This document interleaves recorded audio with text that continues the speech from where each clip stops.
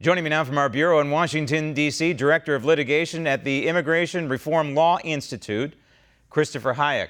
Christopher, there's overwhelming evidence, you would agree, I'm sure, that the sanctuary movement in this country is causing physical harm to Americans, but also great financial burden.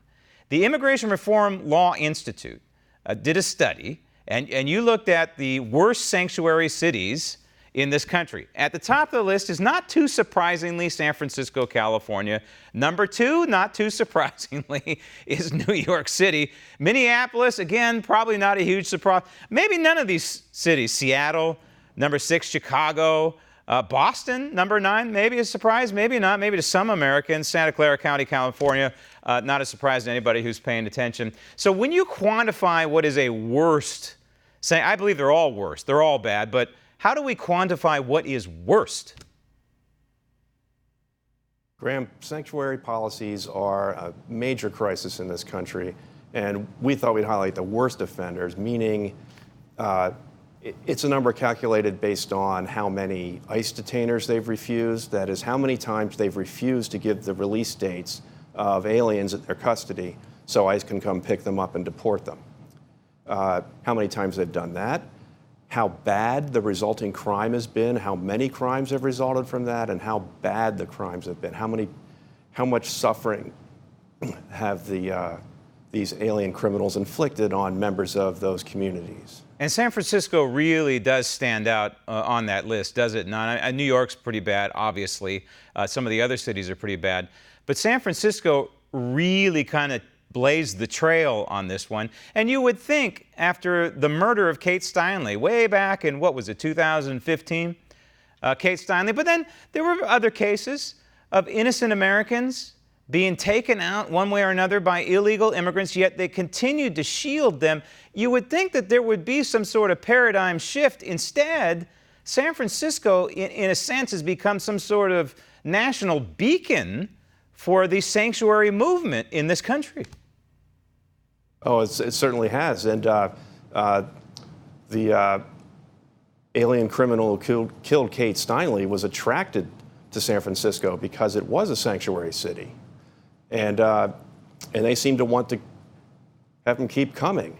It defies all logic, and it's a total failure of compassion and concern for the members of the communities these criminals prey upon on the part of San Francisco politicians and including Nancy Pelosi. Right, Nancy Pelosi territory. Big Apple, of course, can be hazardous to your health if you live there because of the illegal immigration situation. New York City releasing some 2,900 criminal illegal aliens into the general public last year alone. These are incredible numbers.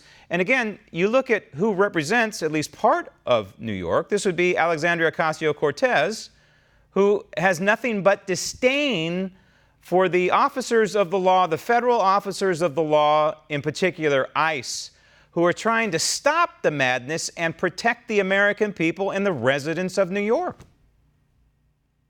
Yes, and it's particularly interesting because most of the crimes committed by the aliens who are released are committed in immigrant communities, like large parts of her district. Criminals often come to this country illegally and blend in the larger illegal alien communities and then prey on them, because that's what criminals do. I mean, almost all violent crime is committed by repeat offenders.